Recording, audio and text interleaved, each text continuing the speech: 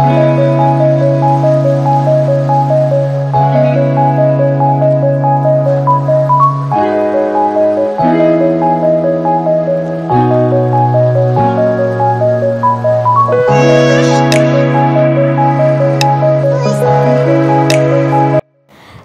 Everyone, আমি সুদেশনা। আমার নতুন একটা ব্লগে সকলকে স্বাগত জানাই।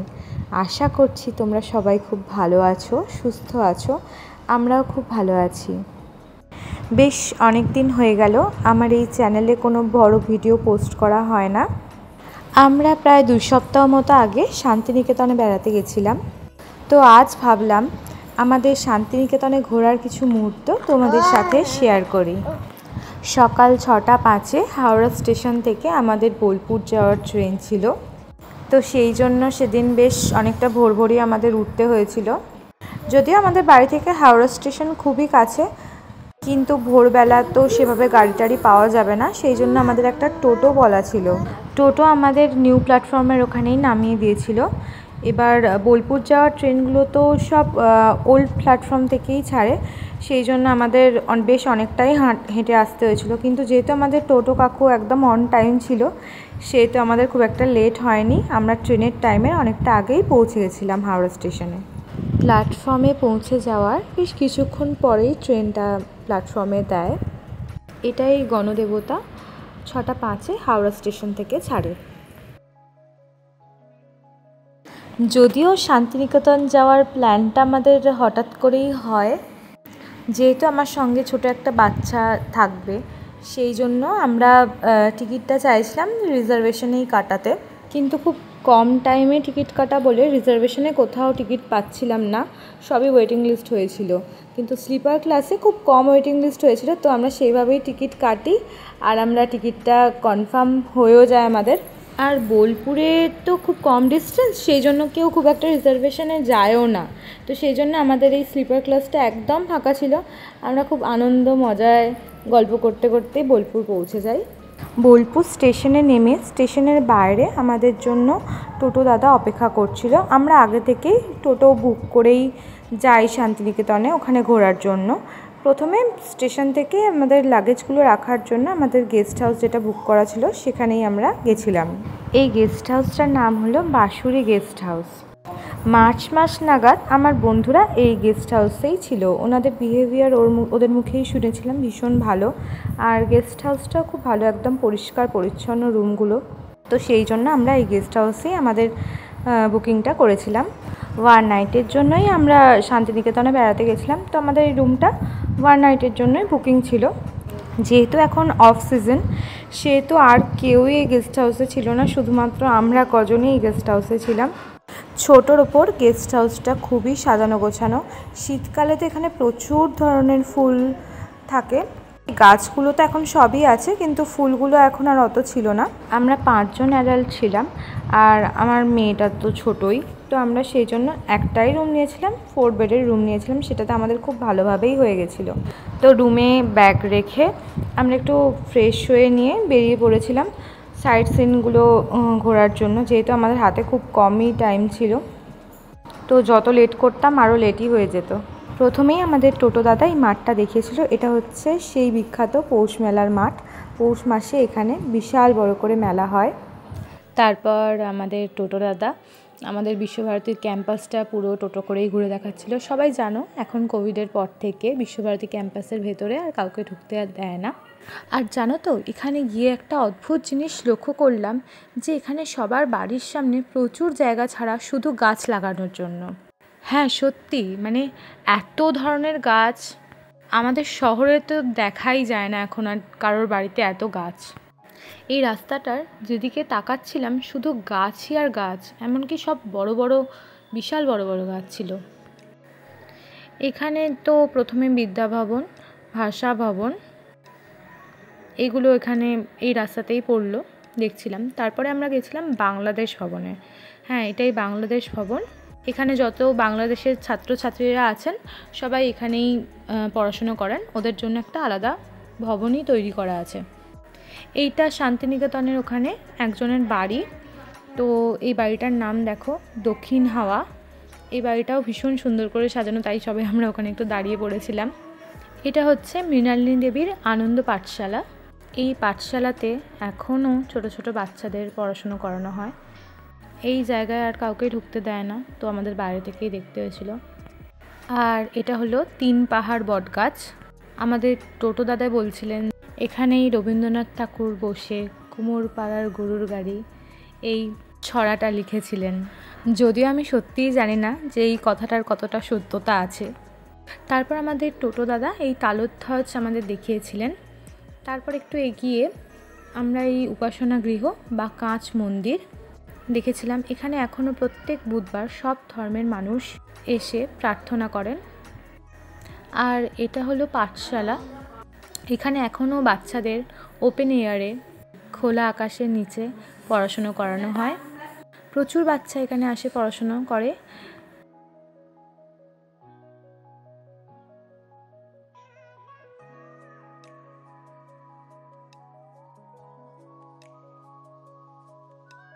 তারপর এইটা হচ্ছে কলা ভবন। এখানে বিশ্বভারতীর কলা বিভাগে যারা পড়াশুনো করে তাদের এখানেই ক্লাস হয়। কোভিডের আগে তো সবাই এই ক্যাম্পাসের ভেতরে অ্যালাউড ছিল, কিন্তু এখন তো সবাই জানো কোভিডের পর থেকে আর কাউকেই ভেতরে অ্যালাউ করা হয় না। এইগুলো সব রামকিঙ্কর বেজের স্থাপত্য। এই স্থাপত্যটার নাম হচ্ছে যাযাবর। যেহেতু এখন কলা ভবনের ভেতরে কাউকে অ্যালাউ করা হয় না, সেই জন্য বাইরেই এই স্থাপত্যগুলোকে রাখা আছে। এই স্থাপত্যটার নাম হচ্ছে কলের বাসি। এই স্থাপত্যটায় উনি একটা সাঁওতালি পরিবার বাচ্চা তার জিনিসপত্র নিয়ে হাঁটছে, এটাই তুলে ধরেছিলেন উনি। এই সবকটা স্থাপত্যই কোনো মেশিন দ্বারা নির্মিত না। রামকিঙ্কর বেশ দীর্ঘদিন ধরে নিজের হাতেই বানিয়েছিলেন। এটা হলো কলা ভবনের যারা ছাত্র তাদের হোস্টেল। আমার একটা জিনিস খুব অদ্ভুত লাগলো, প্রত্যেকটা স্টুডেন্টের ঘরের বারান্দায় ওরা তাদের নিজের কিছু বানানোর প্রজেক্ট সবার বারান্দায় রেখে দিয়েছিল। সবাই যাতে যারা ভিজিট করে শান্তিনিকেতন সবাইকেই তো এই জায়গাগুলো দেখানো হয়, তো সবার যাতে ভালো লাগে সেই জন্য তারা কি কাজ করছে সেই জন্যই তারা রেখে দিয়েছিল। জিনিসটা আমার ভীষণ ভালো লাগলো। তারপর আমাদের টোটো দাদা অমর্ত্য সেনের বাড়ি দেখিয়েছিলেন। সবাই জানো অমর্ত্য সেন কে। ওনার বাড়ির নাম হচ্ছে প্রতীচি। এই রাস্তাতেই পড়ে বাড়িটা, তো এটাও এখন একটা ট্যুরিস্ট স্পট হয়ে গেছে। এরপর আমরা গেছিলাম সৃজনী শিল্পগ্রামে। এখানে পার হেড আমাদের 30 টাকা করে টিকিট লেগেছিল। স্টুডেন্টদের জন্য এখানে কনসেশন আছে, আমার ঠিক খেয়াল নেই, মনে হয় যে স্টুডেন্ট আই কার্ড যদি দেখানো হয় তো তাদের টিকিট প্রাইস লাগে 10 টাকা। সৃজনী শিল্পগ্রামটা বেশ অনেকটা বড় জায়গা নিয়েই এটা একটা স্পট বানানো হয়েছে।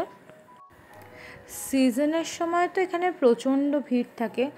আমার বন্ধুরাই যখন গেছিলো তখন ওরা আমাকে ভিডিও ফটো পাঠিয়েছিল, তখন প্রচুর ভিড় ছিল। বিভিন্ন জামা কাপড়ের স্টল থেকে শুরু করে জুয়েলারি স্টল সব ওই টাইমে ছিল। বাট আমরা যখন গেছিলাম এটা একদমই অফ সিজন ছিল, তো সেই জন্য এখানে কোনো স্টল তো দূরের কথা, একটাও জনপ্রাণী ছিল না, কোনো ট্যুরিস্টই ছিল না।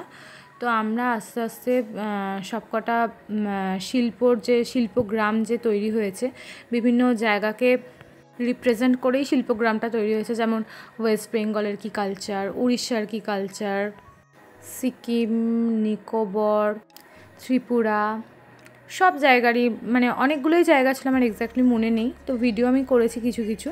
তো সব জায়গায় কালচার কীরকম, তারা কী ধরনের পোশাক পরে, কীরকম ধরনের জিনিস ব্যবহার করে, সব কিছুই এখানে তুলে ধরা হয়েছে। আমিও যতটা পেরেছি তোমাদের জন্য ভিডিও করেছি, তোমরা সবাই দেখতে থাকো ভিডিওতে।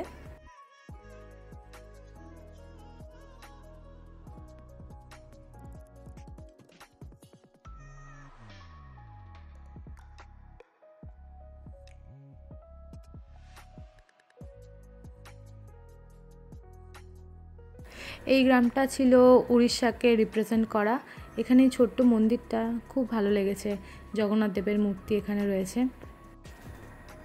ওরা কী ধরনের জিনিস ব্যবহার করে সেসব এখানে রাখা আছে।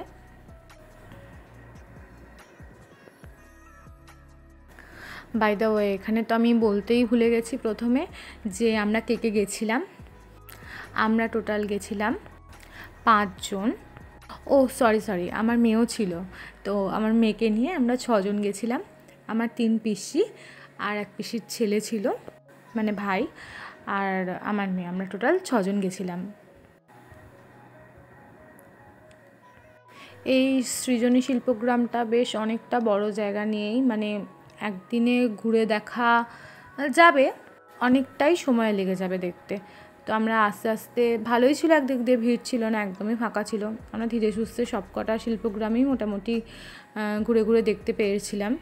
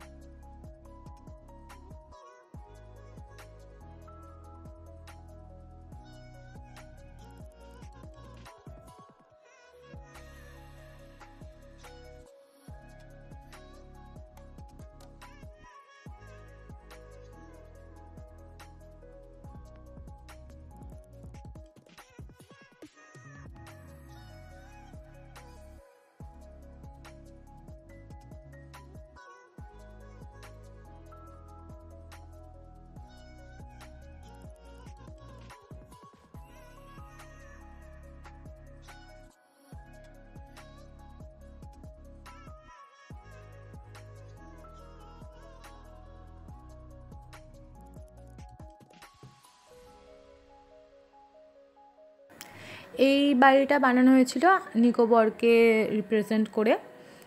এখানে সুন্দর একটা কাঠের সিঁড়ি ছিল, ওরা এটা একটা ফার্স্ট ফ্লোর মতো করে ওখানেই সমস্ত কিছু আন্দামান নিকোবরে কি ইউজ করা হয় সেগুলো, সব জিনিসপত্রগুলো লিখেছিল দেখার জন্য। আমার মেয়ে তো বেশ নিজে নিজে এই সিঁড়িটা দিয়ে ওঠার চেষ্টা করছিল, যদিও সেটা সম্ভব না, তাই আমার পিসি ওকে ধরে ধরে সিঁড়ি দিয়ে তুলছিল। আমি সেই ফাঁকে একটা ভিডিও বানিয়ে নিয়েছি।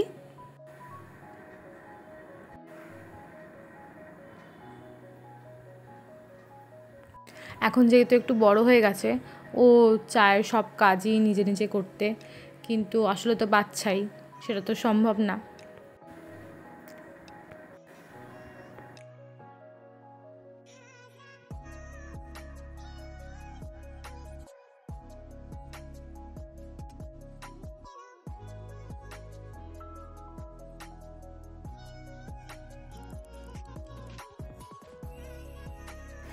সিঁড়ি দিয়ে নামবার সময় আমি একটা ভিডিও বানিয়েছি, ওইখানে আমার পিসির সানগ্লাসটা পরে নামছিল, যেন কত বড় মানুষ সিঁড়ি দিয়ে নামছে।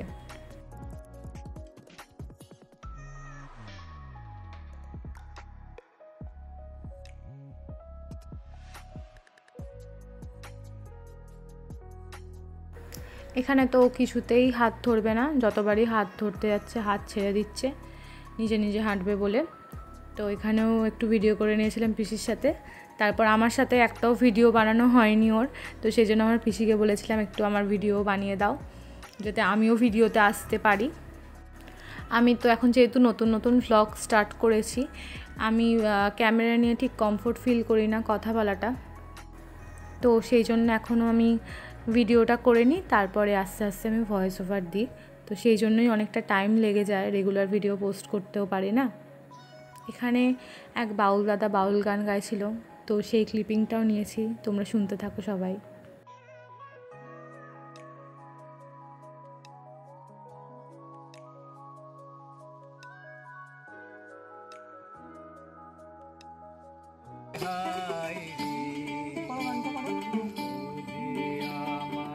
ঘরের বাহির করে পায়ে পায়ে পায়ে ধরে, হায় হায় রে।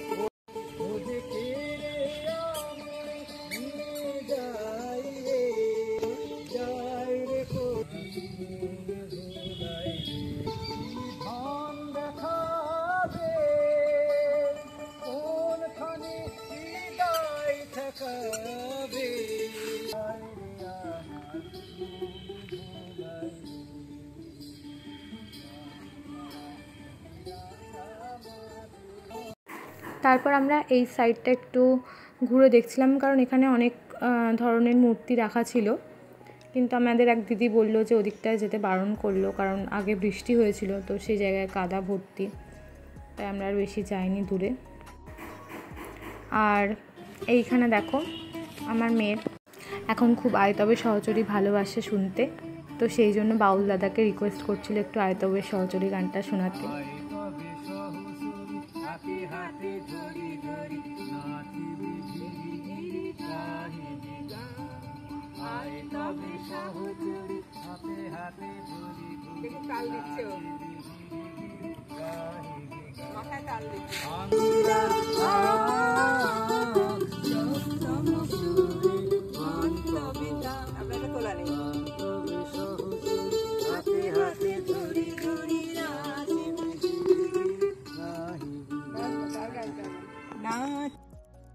আমার মেয়ে তো একদম অবাকই হয়ে গেছিলো যে হঠাৎ করে বাউল দাদা ওই গানটা গাইলো, ওর এখন এটা মোস্ট ফেভারিট গান। আর এই যে আবার উনি একা একা হাঁটতে শুরু করে দিয়েছেন, ওনার হাত কিছুতেই ধরা যাবে না। তো আমাদের মোটামুটি সবটাই ঘোরা হয়ে গেছিলো। তারপর আমরা হেঁটে হেঁটে সৃজনী শিল্পগ্রামের বাইরে বেরিয়ে যাচ্ছিলাম।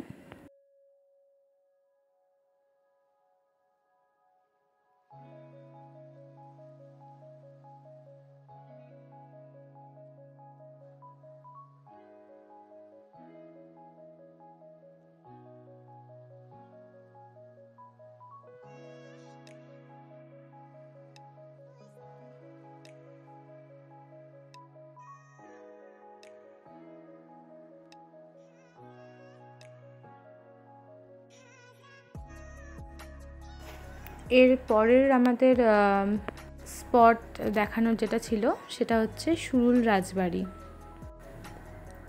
বোলপুরের বহু পুরনো জমিদার বাড়ি, যেখানে প্রায় প্রতিনিয়তই রবীন্দ্রনাথ ঠাকুরের যাতায়াত থাকতো। এটা হচ্ছে সুরুল রাজবাড়ি, এটা হচ্ছে সুরুল রাজবাড়ির বড় বাড়ি। আগে এই বড় বাড়িতে এন্ট্রির জন্য কোনো টিকিট ছিল না, কিন্তু আমি যা দেখলাম, মানে আমরা যেদিন গেছিলাম তার 3-4 দিন আগে থেকেই এন্ট্রি ফিজ হয়েছে, তো আমাদের পার হেড 10 টাকা করে নিয়েছিল এন্ট্রির জন্য। এই বড় বাড়িতে বেশ বড় করেই দুর্গাপুজো হয়, তো হয়তো সেই জন্যই বাড়ি মেনটেন্যান্সের কাজ চলছিল।